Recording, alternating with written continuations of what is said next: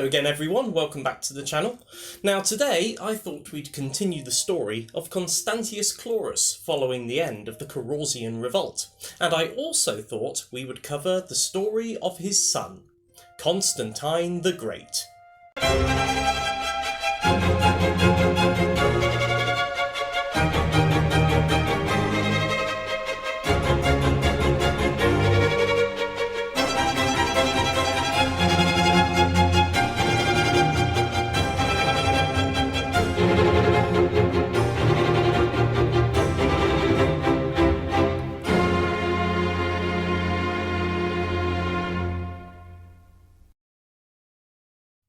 After the defeat of Alactus at the end of the Carausian Revolt, Constantius set about reorganising Britain in line with the radical reforms of Emperor Diocletian. And that meant reorganising Britain into smaller, more manageable pieces.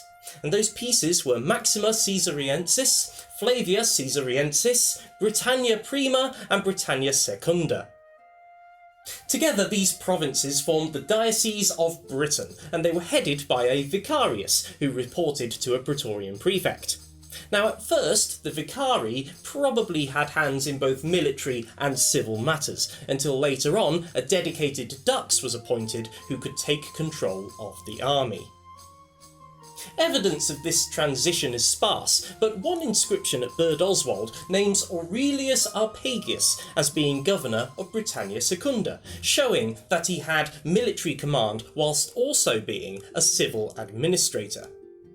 Constantius also probably took measures to restore order along the northern frontier, as during the Carausian Revolt it's likely that troops were withdrawn from Hadrian's Wall. And there's also archaeological evidence that shows that there was a rebuilding of several forts in the early 4th century. At sites like Oswald, for example, there seems to have been a rebuilding of the commander's house and the Principia. And then much further south, Eboracum is supposed to have had a bit of a facelift, with new towers overlooking the River Ouse. And then there's potentially the building of new forts during the time of Constantius, such as at Piercebridge on Deer Street. Constantius left Britain somewhere around 297 AD, but he did return to Britain a few years later in 305 AD following the abdication of Emperor Diocletian and also during the reshuffling of the Tetrarchy. Now I actually covered what the Tetrarchy is in my video on the Carausian Revolt, which you can find somewhere up there. But in case you need a refresher on what the Tetrarchy is, I shall give that to you now. So the Tetrarchy was a system where there were 4 Roman emperors, 2 in the west and 2 in the east. And of these 4 emperors, 2 of them were senior emperors known as Augustus, and 2 of them were junior emperors that were labelled Caesar. So in 305 AD, Constantius had been elevated to the rank of Augustus, having previously been the rank of Caesar, and he was preparing to do a campaign in northern Britain. But before he set off, he sent for his son, Constantine, who at the time was in the eastern half of the Roman Empire, potentially a political prisoner of the Augustus of the East, Galerius. Perhaps thinking that his life was in danger, Constantine fled with haste, and according to one tradition, at each posting station, when he would change horse, he would lame the previous horse in order to prevent pursuit, which is either an act of shrewd survival or ruthless cruelty, depending on your perspective. But regardless, he managed to make his way to Boulogne, and he crossed the Channel and joined his father for the expedition. Almost nothing is known about Constantius's campaigns of 305 to 306 AD. We know that he used York as his base, and he probably pushed very far north, as pottery finds in Cramond and Carpow show that he may have taken an eastern route, and was probably supported by navy going up the coast in order to get supplies. Constantius didn't bother to annex any of the territory that he went through, considering it very poor territory with very little strategic value. It may well have been that this expedition was just a show of Roman strength to try and put the northern tribes in line. But it's what happens next that's more interesting. In July 306 AD, Constantius died in York. Now, by the rules of the Tetrarchy, his Caesar, a man called Severus, not to be confused with Septimius Severus, is supposed to have been elevated to the position of Augustus. But a strange thing happened.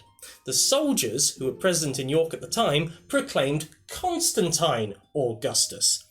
Now, this probably wasn't very spontaneous, as a Germanic king who was present there, a man called Crocus of the Alemanni, is supposed to have been instrumental in swaying the troops.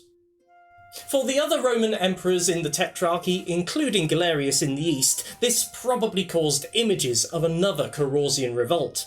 But another costly war in Britain was very unappealing, so reluctantly Galerius came to an arrangement with Constantine. He would accept him as a Caesar, whilst elevating Severus to the role of Augustus. For the moment, Constantine remained in Britain, improving roads, overseeing building projects, and making sure to stamp his name on milestones all over the provinces. But when he did leave Britain, perhaps returning in 307 and perhaps again in 310, he left with the support of the army and the provincial elites. The years that followed were turbulent, to say the least. In Rome, the Praetorian Guard put their support for Roman Emperor behind a man called Maxentius. Now, Maxentius was the son of retired Emperor Maximianus, and the Augustus in the west, Severus, tried to put a stop to Maxentius, but in the end he was defeated and executed by Maxentius. So Constantine tried to secure his position. He married a woman called Fausta, Fausta being the daughter of Maximianus.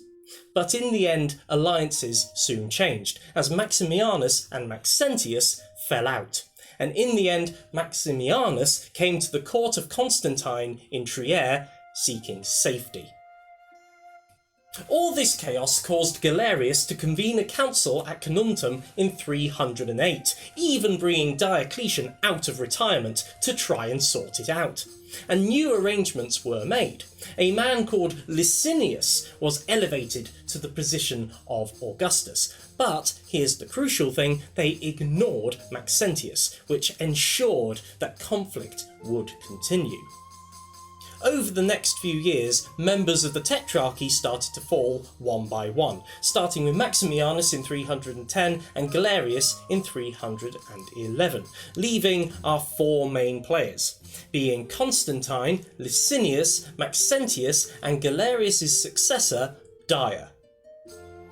In 312 AD, Constantine marched an army on Rome, which is meant to have been 90,000 infantry and 8,000 cavalry. And it consisted of men from Germania, Gaul and Britain, and he faced Maxentius at the Battle of the Milvian Bridge.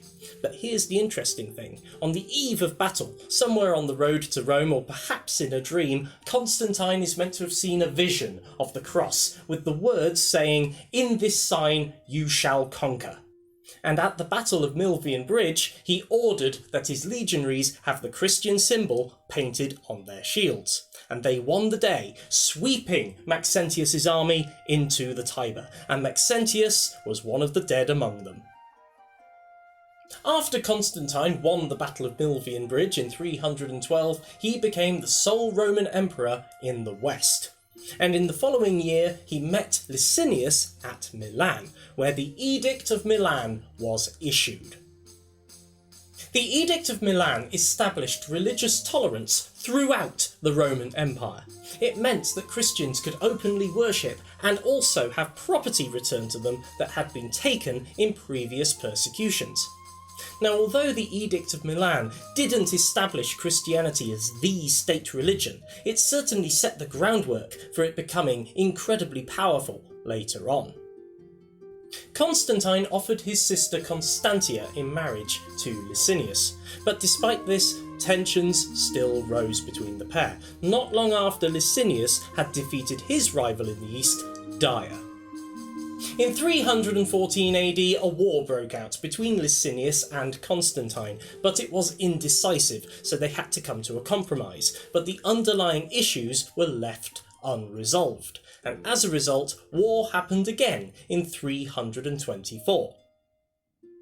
During the campaign, Constantine's army carried around the labarum, a military standard with the Christian Chi Rho symbol on it, and it became a potent symbol of Constantine's commitment to Christianity, and it inspired his troops while scaring Licinius's, who thought it had magical powers. The final confrontation happened at the Battle of Chrysopolis, where Constantine won a decisive battle against Licinius, formally ending the Tetrarchy system. Licinius was sent to Thessalonica, where he was later executed along with his son for conspiring, supposedly, against Constantine.